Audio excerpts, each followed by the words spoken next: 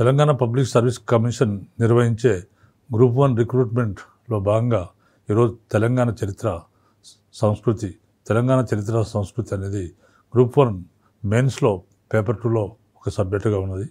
మనకు ఇక ఈరోజు ఆసబ్జాయిల కాలం నాటి ఆర్థిక సాంఘిక పరిస్థితుల గురించిన సమాచారం ఇవ్వడం జరుగుతుంది. ఆసబ్జాయి రాజ్యం అనేది క్రీస్తకం 1724 సంవత్సరంలో స్థాపించబడింది. దీన్ని స్థాపించిన వాడు నిజాముల్ ముల్క్. ఈయన అసలు పేరు మీర్ కమరుద్దీన్. తర్వాత నిజాముల్ ముల్క్కు మిగతా ఇంకా బిరుదులు ఉన్నాయి. అవేంటంటే ఫతేహ్ జంగ్, తర్వాత ఆసబ్జా అనే ఫతేహ్ జంగ్, తర్వాత నిజాముల్ ముల్క్ అనే బిరుదులు కూడా ఈయనకు ఉన్నాయి. ఈ విధంగా చిన్కిలిచ్ ఖాన్ అనే బిరుదు కూడా ఉండేది. తర్వాత ఈ విధంగా ఆయన మొఘళ్ళ క్రింద ఆయన దక్కన్ సుబేదార్గా ఉండేవాడు. తర్వాత కాలంలో ఆయన దక్కన్ సుబేదార్నే హైదరాబాద్ రాజ్యంగా మార్చడం జరిగింది. ఈ విధంగా 1724 సంవత్సరంలో నిజాముల్ ముల్క్ ఈ యొక్క ఔరంగాబాద్ రాజధానిగా చేసుకొని దక్కన్ సుబేదార్ను పరిపాలించడం మొదలుపెట్టాడు. అదే హైదరాబాద్ రాజ్యంగా మారిపోయింది. తర్వాత రెండవ ఈయన కుమారుడైన నిజాం అలీ ఖాన్ కాలంలో నిజాం అలీ ఖాన్ ఆయన రాజధానిని ఔరంగాబాద్ నుంచి హైదరాబాద్కు మార్చడం జరిగింది. తర్వాత బ్రిటిష్ వారితో సైన్య సహకార ఒప్పందం చేసుకోవడం జరిగింది. ఈ విధంగా 1798 సంవత్సరంలో గవర్నర్ జనరల్ అయిన వెలెస్లీ ప్రవేశపెట్టిన సైన్య సహకార ఒప్పందంలో నిజాం అలీ ఖాన్ సంతకం పెట్టడం జరిగింది. ఈ విధంగా భారతదేశంలోనే ఈ విధంగా సైన్య సహకార ఒప్పందంలో సంతకం పెట్టిన మొట్టమొదటి భారతీయ పాలకుడు నిజాం అలీ ఖాన్. తర్వాత ఆ విధంగా మనకు 7 నిజాములు హైదరాబాద్ రాజ్యాన్ని పరిపాలించడం జరిగింది. తర్వాత 6వ నిజాం పేరు మీర్ మహబూబ్ అలీ ఖాన్. తర్వాత 7వ నిజాం చివరి నిజాం ఆయన పేరు ఉస్మాన్ అలీ ఖాన్. తర్వాత మహబూబ్ అలీ ఖాన్ కాలంలో కొంతమేర ఆ సంస్థానంలో అభివృద్ధి జరిగింది. తర్వాత మనకు ఈ కాలం నాటి ఆర్థిక సాంఘిక పరిస్థితులు ఏ విధంగా ఉన్నాయనే విషయానికి వస్తే లాస్ట్ ఎపిసోడ్స్లో ఆర్థిక పరిస్థితుల గురించి వివరించడం జరిగింది. ఈ ఎపిసోడ్లో సాంఘిక పరిస్థితుల గురించి వివరించడం జరుగుతుంది. ఈనాటి సాంఘిక పరిస్థితుల్లో తెలంగాణలోని భూములన్నీ కూడా వివిధ భూస్వాముల కింద ఉండేవి. ఈ భూస్వాములు రైతుల నుంచి బలవంతపు పనులు వసూలు చేసేవారు. ప్రజల చేత నిర్బంధంగా చాకిరీ చేయించుకునేవారు. అంటే భూ వ్యవస్థలో మనకు మొత్తం తీసుకుంటే మొత్తము వ్యవసాయయోగ్యమైన భూమి నిజాం రాజ్యంలో వ్యవసాయయోగ్యమైన భూమి 5,30,00,000 ఎకరాలు. దీంట్లో 3 కోట్ల ఎకరాలు ప్రభుత్వ యాజమాన్యంలో ఉండేవి. అంటే ప్రభుత్వ యాజమాన్యంలో భూమి శిస్తు కింద ప్రభుత్వ భూమి శిస్తు కింద 3 కోట్ల ఎకరాలు ఉండేవి.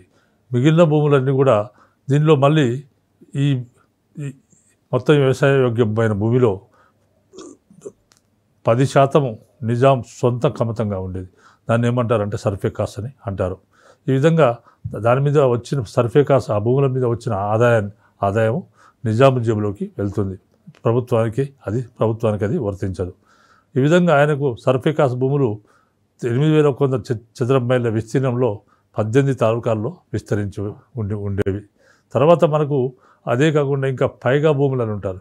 పైగా భూములు ఎవరంటే నిజాం రాజబంధువులకు ఈ భూములను ఇస్తారు. వీటిని ఏమంటారంటే పైగా భూములని అంటారు. ఈ భూములు ఎవరికి ఇస్తారంటే నిజాం బంధువులకు ఈ భూములు అప్పగిస్తారు. వాళ్ళు ఈ భూములను అనుభవిస్తూ వాటి మీద వచ్చే ధనంతో వీరు కొంత సైన్యాలను పోషిస్తారు. కొంత సైన్యాలను పోషించి ఈ యొక్క యుద్ధ సమయాల్లో వారి సైన్యాలను రాజుకు సరఫరా చేసేవారు. తర్వాత ఇంకా వివిధ భూ యాజమాన్యాల కింద వివిధ భూములు ఉండేవి. దీంట్లో జాగీర్దారులు, దేశ్ముఖులు, తర్వాత మాలీ పటేల్, ఇట్లా అనేకమైన భూస్వామ్య వ్యవస్థ తెలంగాణలో ఉండేది. అనేక రకాలైన భూస్వాములు తెలంగాణలో ఉండేవారు. అదేవిధంగా కొంతమంది దొరలు ఉండేవారు, గడీలు ఉండేవి. తర్వాత ఈ విధంగా రకరకాల భూములు ఉండేవి. ఇట్లా వివిధ రకాల తెలంగాణలోని భూములన్నీ కూడా వివిధ భూస్వాముల కింద ఉండడం వల్ల ఈ భూస్వాములు బలవంత వసూలు చేసేవారు. రైతుల నుంచి బలవంత వసూలు చేసేవారు. ప్రజల చేత నిర్బంధంగా చాకిరీ చేయించుకునేవారు. ప్రజల చేత నిర్బంధంగా వీరు చాకిరీ చేయించుకునేవారు. వెట్టి విధానం. వెట్టి చాకిరీ అనేది తెలంగాణ సమాజంలో మొత్తం కూడా ఆవరించి ఉన్నది. వెట్టి విధానం అనేది నిర్బంధ చాకిరీ.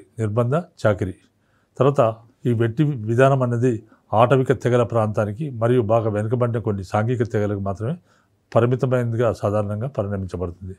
వెట్టి విధానం అనేది నిర్బంధ చాకిరీ. నిర్బంధ చాకిరీ. ఈ నిర్బంధ చాకిరీ అంటే బలవంతంగా పని చేయించుకోవడం వెట్టి.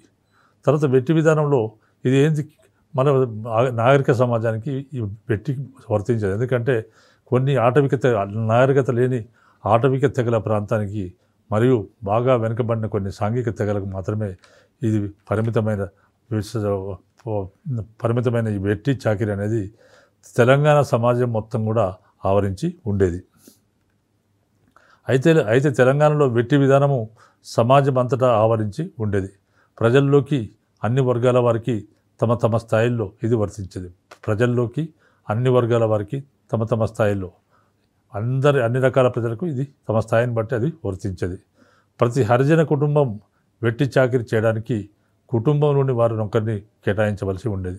ప్రతి హరిజన కుటుంబం కూడా ఎవరో ఒకరు వాళ్ళలో ఒకరిని వెట్టి చాకిరీ చేయడానికి పంపించాలి. బలవంతం పంపించే పరిస్థితి ఉండేది. ప్రతి గ్రామంలో ప్రతి ఇంటి నుండి ఒక మనిషిని పంపడం జరిగేది. ఈ విధంగా ప్రతి గ్రామంలో ప్రతి ఇంటి నుంచి కూడా ఒక మనిషిని వెట్టి చాకిరీ చేయడానికి పంపాలి. తర్వాత వెట్టి చాకిరీ అనేది రెండు విధాల అమలు జరిగేది. అదేంటంటే అధికారులకు చేసే వెట్టి చాకిరీ. మొట్టమొదటిది అధికారులకు చేసే వెట్టి చాకిరీ. తర్వాత రెండవది గ్రామంలోని దొరలకు పట్వారీలకు చేసే వెట్టి చాకిరీ. అధికారులకు చేసే వెట్టి చాకిరీ ఒకటైతే గ్రామంలోని దొరలకు పట్వారీలకు చేసే వెట్టి చాకిరీ రెండవది. అంటే ఈ వెట్టి చాకిరీ అనేది రెండు రకాలుగా ఉండేది. అది అధికారులకు చేసే అంటే ప్రభుత్వ అధికారులకు చేసే వెట్టి చాకిరీ ఒకటైతే రెండవది గ్రామంలోని దొరలకు పట్వారీలకు చేసే వెట్టి చాకిరీ రెండవది. తర్వాత గ్రామంలోకి ప్రభుత్వ అధికారులు ఎవరైనా వస్తే గ్రామంలోని వివిధ వృత్తుల వారు వెట్టి చాకిరీ చేసి వారికి కావాల్సిన అవసరాలను తీర్చేవారు. గ్రామంలో వివిధ వృత్తుల వాళ్ళు ఉంటారు. ఎవరైనా ప్రభుత్వ అధికారులు కనుక గ్రామంలోకి వస్తే వివిధ వృత్తుల వారు వెట్టి చాకిరీ చేయాల్సి ఉంటుంది. వారికి కావాల్సిన వెట్టి చాకిరీ చేసి అంటే ఫ్రీ ఆఫ్ కాస్ట్గా వారికి కావాల్సిన అవసరాలు తీర్చవలసి ఉంటుంది. తర్వాత ఇంకా పట్వారీ మాలీ పటేల్ ఇళ్లలో గృహ సంబంధమైన పనులు చేయడము. అంటే అక్కడ గ్రామంలో ఉన్న పట్వారీ మాలీ పటేల్ వీళ్ళందరూ కూడా ఈ యొక్క భూస్వామ్య వర్గానికి చెందినవారు. వీరి ఇళ్లలో గృహ సంబంధమైన పనులు చేసేవారు. తర్వాత పోలీసు తాలూకా ఆఫీసులకు రికార్డులు మోసుకుపోయేవారు. అంటే ప్రభుత్వాధికారులు వస్తే వాళ్ళకు సేవ చేస్తూ పోలీస్ తాలూకా ఆఫీసులకు వివిధ గ్రామాల నుంచి రిపోర్టులు మోసుకుపోవడం. తర్వాత గ్రామ చావిడికి బందెల దొడికి కాపలా కాయడం. ఇది రోజువారీ పనిలో భాగంగా ఉండేది. ఎవ్రీడే జరిగే నిత్య తంతు అనమాట ఇది. అని గ్రామంలోకి ప్రభుత్వాధికారులు వస్తే గ్రామంలోని వివిధ వృత్తుల వారు వెట్టి చాకిరీ చేసి వారికి కావాల్సిన అవసరాలు తీర్చాలి. ఇంకా పట్వారీ మాలీ పటేల్ ఇళ్లలో గృహ సంబంధమైన పనులు చేయాలంటే ఇంటి పనులన్నీ చేయాలి. తర్వాత పోలీస్ తాలూకా ఆఫీసులకు రికార్డులు మోసుకుపోవాలి. తర్వాత గ్రామ చావడికి బందెల దొడికి కాపలా కాయాలి. ఇవన్నీ కూడా రోజువారీ పనుల భాగంగా ఉండేది. దొరలు దేశముఖుల ఇళ్లలో గ్రామంలోని వివిధ వృత్తుల వారు వంతుల వారీగా వెట్టి చేయాల్సి ఉండేది. దొరలు దేశముఖులు ఉన్న ఇళ్లలో గ్రామంలోని వివిధ వృత్తుల వారు అంటే రకరకాల వృత్తుల వారు గ్రామంలో ఉంటారు. వాళ్ళు దొరలు దేశముఖుల ఇళ్లలో వెట్టి చాకిరీ చేయాల్సి ఉండేది. భూస్వాములకు ప్రభుత్వాధికారులకు గ్రామంలోని వివిధ వృత్తుల వారు ఉచితంగా వృత్తిపరమైన సేవలు చేసేవారు. భూస్వాములకు ప్రభుత్వాధికారులకు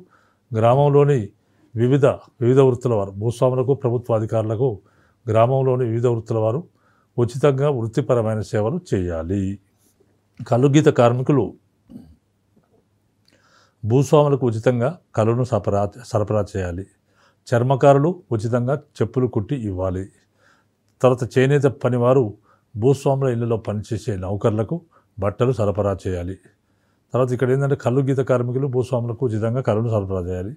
చర్మకారులు ఉచితంగా చెప్పులు కుట్టేవారు. తర్వాత చేనేత పనివారు భూస్వాముల ఇళ్లలో పనిచేసే నౌకర్లకు బట్టలు సరఫరా చేయాలి. తర్వాత వడ్రంగులు, కమ్మర్లు భూస్వాములకు వ్యవసాయ పరికరాలను ఉచితంగా సరఫరా చేయాలి. వడ్రంగులు, కమ్మర్లు, గ్రామంలో ఉండే వడ్రంగులు, కమ్మర్లు భూస్వాములకు వ్యవసాయ పరికరాలను, వ్యవసాయానికి సంబంధించిన పరికరాలను ఉచితంగా సరఫరా చేయాలి. తర్వాత రజకులు ఉచితంగా బట్టలు ఉతకాలి. తర్వాత అంట్లు తోమాలి. గ్రామంలో మకాం వేసిన అధికారుల కొరకు మంచాలు, పరుపులు మోసుకెళ్ళాలి. వంట సామాగ్రిని సరఫరా చేయాలి.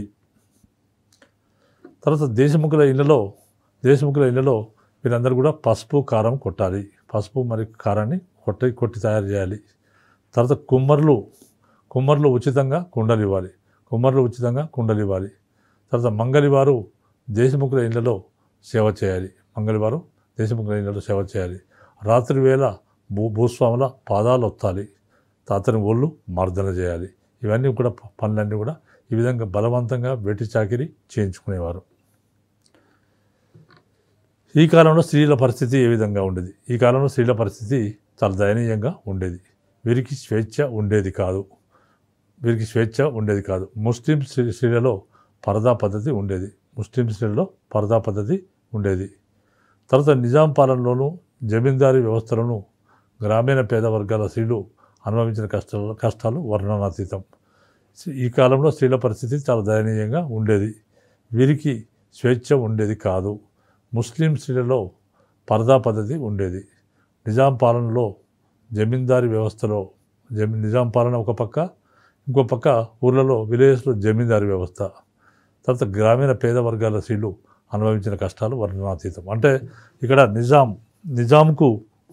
నిజాంకు జమీందారులు రైతుల నుంచి పన్ను వసూలు చేసి నిజాంకు జమ చేస్తారు. కాబట్టి ఈ భూస్వాములు అనేవాళ్ళు నిజాంకు తర్వాత ప్రజలకు మధ్య బ్రోకర్స్గా ఉండేవారు. వీరు ప్రజలను పిప్పి చేసి పీడించి పన్నులు వసూలు చేసేవారు, బలవంత వసూలు చేసేవారు. తర్వాత కాబట్టి ఈనాటి స్త్రీలలో జమీందారీ వ్యవస్థ చాలా క్రూరమైన వ్యవస్థ తెలంగాణ ప్రాంతంలో ఉండేది. ఈ కాలంలో స్త్రీల పరిస్థితి చాలా దయనీయంగా ఉండేది. వీరికి స్వేచ్ఛ ఉండేది కాదు. ముస్లిం స్త్రీలలో పరదా పద్ధతి ఉండేది.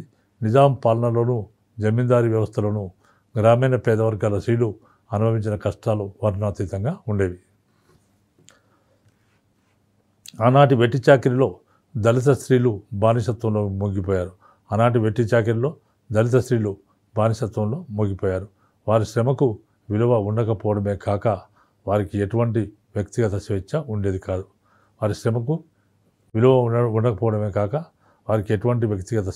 ఉండేది కాదు. వీరు సరైన దుస్తులు ధరించే వీలు లేదు. తర్వాత దొరల బిడ్డలకు ఆయా శ్రామిక స్త్రీలు పాలిచ్చి పెంచేవారు. తర్వాత లైంగిక అత్యాచారాలు సర్వసాధారణంగా ఉండేవి. భూస్వామి ఏ స్త్రీ మీదైనా మోజు పడ్డాడంటే ఆ స్త్రీ చచ్చినట్లు అతనికి లొంగిపోవాల్సిందే. పేద స్త్రీలను భూస్వాములు, రజాకారులు అనే అనేక చిత్రహింసలకు గురి చేశారు. పేద స్త్రీలను ఆనాటి భూస్వాములు, రజాకారులు అనేవాళ్ళు ఒక ముస్లింల సంక్షేమం కోసం ఇత్తెహాదుల్ ముసల్మాన్ అనే సంస్థ 1927 సంవత్సరంలో స్థాపించబడింది. ఆ స్థాపించబడ్డ సంస్థ క్రమక్రమంగా ఒక వాలంటరీ దళాన్ని ఏర్పాటు చేసింది. 1930sలో ఒక వాలంటరీ దళాన్ని ఏర్పాటు చేసింది. ఈ వాలంటరీ దళమే రజాకారులుగా ప్రసిద్ధి పొందారు.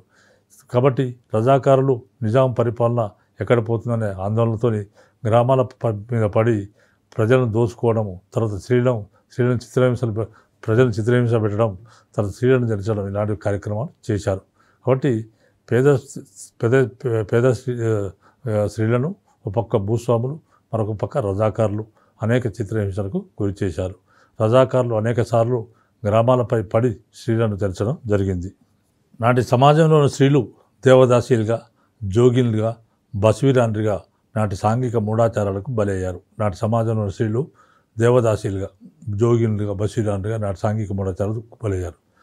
అంటే దేవదాసి అంటే చిన్నప్పుడే బాలికలను దేవునికి అంకితం చేస్తారు. వాళ్ళు ఒక ప్రాంతంలో దేవదాసీలు అంటారు, మరొక ప్రాంతంలో జోగినీలు అంటారు, మరొక ప్రాంతంలో బసవీరాన్ అంటారు. బసవీరాన్ అంటే బసవనికి అంకితమైన వాళ్ళు. బసవుడు అంటే శివునికి అంకితమైన వాళ్ళు. బాలికలుగా ఉన్నప్పుడే స్త్రీలను వీరికి అంకితం చేసి దేవాలయాలకు అంకితం చేస్తారు.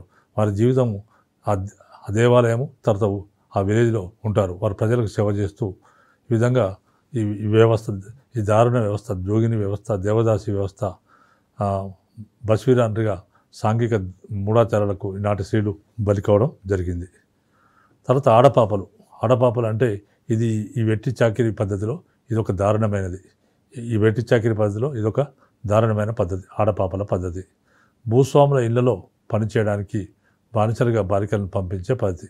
భూస్వాముల ఇళ్లలో పనిచేయడానికి బలవంతంగా బానిసలుగా బాలికలను పంపించే పద్ధతి ఉండేది. అంటే చిన్న బాలికలను భూస్వాముల ఇళ్లలో పనిచేయడానికి వాళ్ళు పంపించేవారు, వాళ్ళ తల్లిదండ్రులు పంపించేవారు. భూస్వాములు తమ కుమార్తెల పెళ్లిళ్ళు చేసినప్పుడు బానిసలుగా భూస్వాములు ఒకవేళ తమ కుమార్తెల పెళ్లిళ్ళు చేసినప్పుడు ఈ విధంగా భూస్వాముల ఇళ్లలో ఉన్న బాలికలుగా పంపించే పద్ధతి. ఈ భూస్వాములు తమ కుమార్తెల పెళ్లిళ్ళు చేసినప్పుడు బానిసలుగా ఈ బాలికలను బహుకరించేవారు. పెళ్లి జరిగిన తమ కుమార్తెలతో పాటే వారి అత్తవారిళ్లలో పనిచేయడానికి ఈ బానిస బాలికలను కూడా పంపేవారు. భూస్వాములు ఈ బానిస యువతులను ఉంపుడుగత్తెలుగా ఉపయోగించుకునేవారు. దీన్ని ఆడపాపల విధానం అని అంటారు. వీళ్ళని ఏమంటారంటే, ఈ విధంగా ఎవరైతే ఇట్లా ఉంపుడుగత్తెలుగా ఉన్న స్త్రీలు బాలికలు ఉన్నారో వాళ్ళందరినీ కూడా ఆడపాపలని అనేవారు ఆ రోజుల్లో. భూస్వాములతో అతిహీన స్థితిలో ఉన్న రైతుల నుండి పన్నులు వసూలు చేసుకునేవారు. భూస్వాములు అతిహీన స్థితిలో ఉన్న రైతుల నుండి పన్నులు వసూలు చేసుకునేవారు. వారి ఇంట్లో ఏ శుభకార్యం జరిగినా దానికి కావాల్సిన ఖర్చును రైతుల నుండి వసూలు చేసేవారు. భూస్వాములు అతిహీన స్థితిలో ఉన్న రైతుల నుండి, అంటే తక్కువ స్థాయిలో ఉన్న రైతుల నుండి పన్నులు వసూలు చేసుకునేవారు. వారింట్లో జమీందారు ఇంట్లో ఏ శుభకార్యం జరిగినా దానికి కావలసిన ఖర్చును రైతుల నుండి వసూలు చేసేవారు. వారికి జమీందారు ఇంట్లో మంచి జరిగినా చెడు జరిగినా, మంచి కార్యం జరిగినా చెడు కార్యం జరిగినా దానికి కావాల్సిన ఖర్చును రైతుల నుండి ఈ భూస్వాములు వసూలు చేసేవారు. ఈ మధ్యయుగ భూస్వామ్యానికి మతోన్మాదం కూడా తోడైంది.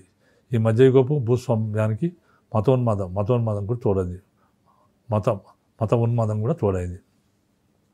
దాంతో నిజాం రాజ్య ప్రజాజీవనం అనేది నరకప్రాయమైపోయింది. 1923 సంవత్సరం మార్చి 20వ తేదీన తన జన్మదినం సందర్భంలో నిజాం ఉస్మాన్ అలీ ఖాన్ వెట్టి చాకిరీని నిషేధిస్తూ ఫర్మానా జారీ చేశాడు. 1923 సంవత్సరం మార్చి 20వ తేదీన తన జన్మదినం సందర్భంగా నిజాం ఉస్మాన్ అలీ ఖాన్ ఈ వెట్టి చాకిరీని నిషేధిస్తూ ఆయన ఫర్మానా అంటే ఆర్డర్ జారీ చేయడం జరిగింది. ఈ కాలంలో మతాలు. నిజాం రాజ్యంలో హిందువులు, మహమ్మదీయులు, సిక్కులు, జైనులు, బౌద్ధులు ఉండేవారు. నిజాం సంస్థానంలో లేదా హైదరాబాద్ సంస్థానంలో హిందువులు, మహమ్మదీయులు, సిక్కులు, జైనులు, బౌద్ధులు ఉండేవారు. హిందువులలో బ్రాహ్మణ, క్షత్రియ, వైశ్య, శూద్ర వర్ణాలు ఉండేవి. నిజాం రాజ్యంలో హిందువులు, మహమ్మదీయులు, సిక్కులు, జైనులు, బౌద్ధులు ఉండేవారు.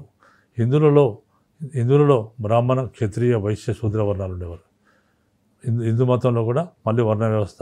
ఎవరంటే బ్రాహ్మణులు, క్షత్రియులు, వైశ్యులు, శూద్ర వర్ణాలు ఉండేవారు.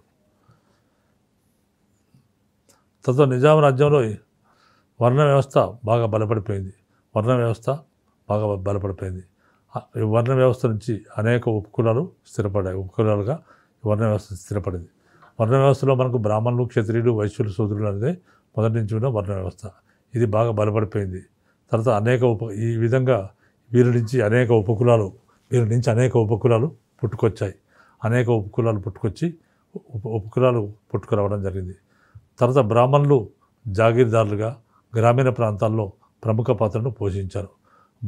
ఈ కాలంలో బ్రాహ్మణులు అంతే మొదటి నుంచి బ్రాహ్మణులు వీళ్ళు బ్రాహ్మణులు ఏం చేస్తారంటే వాళ్ళు ఆధ్యాత్మిక వృత్తిని అవలంబించేవారు. కానీ ఈనాటి బ్రాహ్మణులు జాగీర్దారులుగా గ్రామీణ ప్రాంతాల్లో ప్రముఖ పాత్రను పోషించారు. అంటే బ్రాహ్మణులే జాగీర్దారులు అయ్యారు. తర్వాత భూస్వాములు కావడం జరిగింది. తర్వాత వీళ్ళు గణనీయమైన పాత్ర పోషించారు. వైశ్యులు వ్యాపారం చేసేవారు, తర్వాత వ్యవసాయం కూడా చేసేవారు. వైశ్యులు వ్యాపారం, తర్వాత వ్యవసాయం కూడా చేసేవారు. రాజ్యంలో శైవ మతం వారు ఎక్కువ మంది ఉండేవారు. శైవ మతస్థులు రాజ్యంలో ఎక్కువ మంది ఉండేవారు. తర్వాత వందల కొలది శైవాలయాలు నిర్మించబడ్డాయి. వందల కొలది శైవాలయాలు. రాజ్యంలో ఎక్కువ శైవులు ఎక్కువ మంది ఉండేవారు. వారి కోసం వందల కొలది శివాలయాలు నిర్మించబడ్డాయి. జంగాలు వీరముష్టివారు, తంబలులు, స్మార్త బ్రాహ్మణులు. జంగాలు, వీరముష్టివారు, తంబలులు, స్మార్త బ్రాహ్మణులు శివాలయాల్లో పూజారులుగా ఉండేవారు. శివాలయాల్లోని ప్రభుత్వం దేవల్ ఇనాం తర్వాత కిద్మత్ ఇనాం అనే భూములను ఇచ్చేది. శివాలయంలో కొంతమంది పూజారులు ఉండేవారు. ఇలాంటి పూజారులకు ప్రభుత్వము దేవల్ ఇనాం లేదా మరియు కిద్మత్ ఇనాం అనే భూములను ఇచ్చేది. ప్రజలు దేవాలయ జాతరలో ఎక్కువగా పాల్గొనేవారు. శివాలయంలోని పూజారులకు ప్రభుత్వము రాజ్యంలో ఎక్కువ మంది శైవులు ఉండేవారు. కాబట్టి వందల కొద్ది శివాలయాలు నిర్మించబడ్డాయి. ఈనాటి జంగాలు, వీరముష్టివారు, తంబరులు, తర్వాత స్మార్త బ్రాహ్మణులు వీరందరూ కూడా శివాలయాల్లో పూజారులుగా ఉండేవారు. శివాలయాల్లోని పూజారులకు ప్రభుత్వం దేవల్ ఇనాం లేదా కిద్మత్ ఇనాం అనే భూములను ఇచ్చేది. ప్రజలు దేవాలయ జాతరల్లో ఎక్కువగా పాల్గొనేవారు. ప్రతి దేవాలయంలో కూడా జాతరలు జరుగుతుండేవి. ఈ జాతరల్లో ప్రజలు ఎక్కువగా పాల్గొనేవారు. తర్వాత మూఢనమ్మకాలు. ఈనాటి మూఢనమ్మకాల్లో బాల్య వివాహాలు, కులం వెలి, మంత్రతంత్రాలు, జంతు బలులు.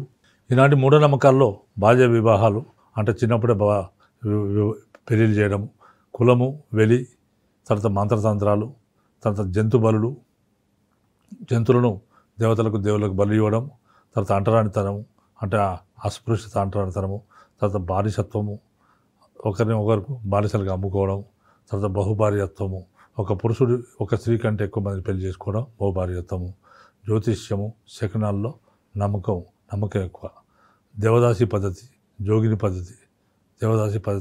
పద్ధతి ఉండేది.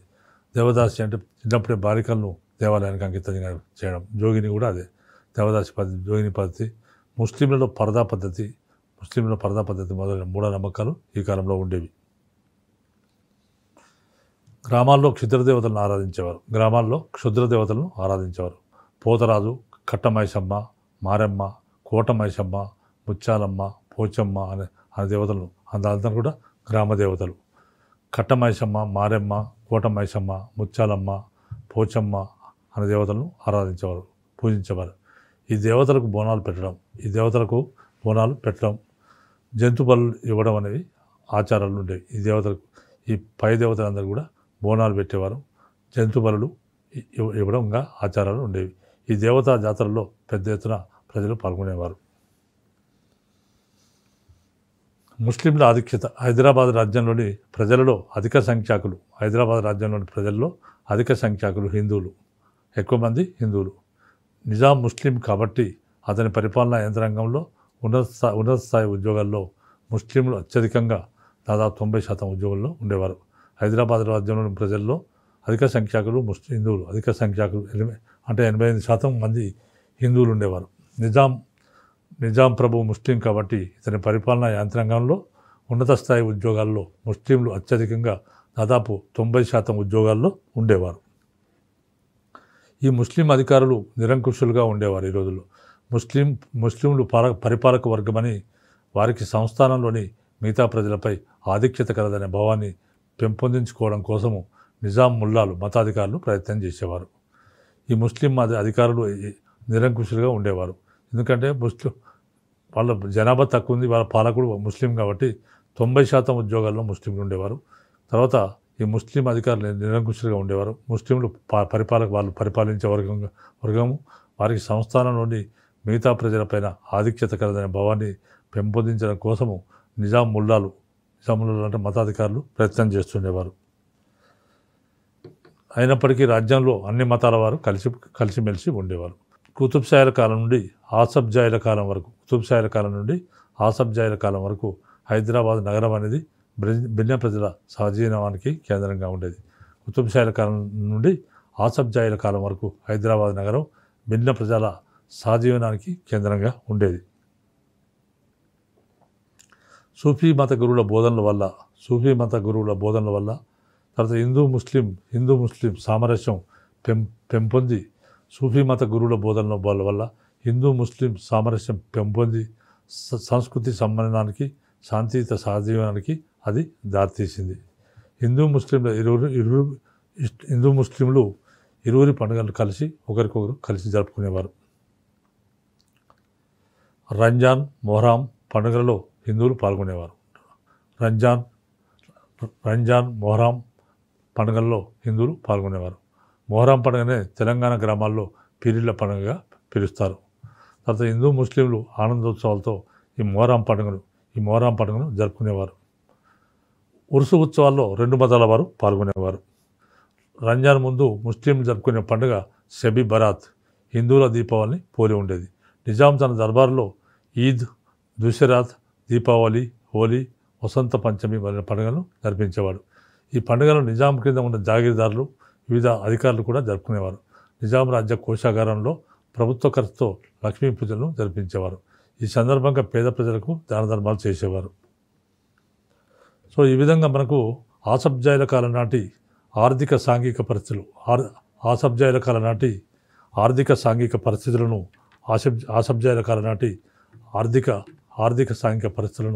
మనం గ్రూప్ 1లో ఆసఫ్జాయిల కాలం నాటి ఆర్థిక సాంఘిక పరిస్థితులను వివరించమని ఒకవేళ ప్రశ్న అడిగినట్లయితే నేను చెప్పిన విధంగా రాస్తే మీకు ఎక్కువ మార్కులు వచ్చే అవకాశం ఉంటుంది. కాబట్టి మీరు ఈ విధంగా దాన్ని రాస్తారని, ఎక్కువ విజయం సాధిస్తారని కోరుకుంటూ ముగిస్తున్నాను.